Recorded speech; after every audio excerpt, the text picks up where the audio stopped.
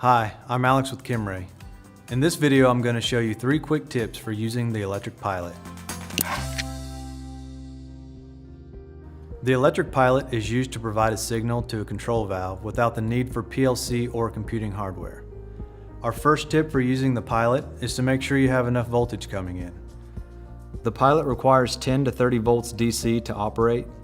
However, you need to keep the sensor's loop voltage in mind and allow for an additional 2.5 volts of headroom to power the loop.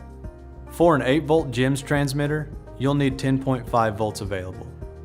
For a 10-volt Weka transmitter, you'll need 12.5 volts available. Tip number 2, if you need more than 1 amp to control your valve, you'll need a relay.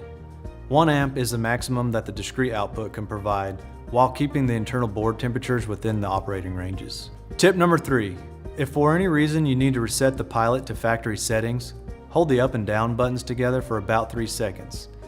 This will remove any previous settings and it will behave like a new unit. If you have any questions, see our other electric pilot videos or contact your local Kimray store or authorized distributor.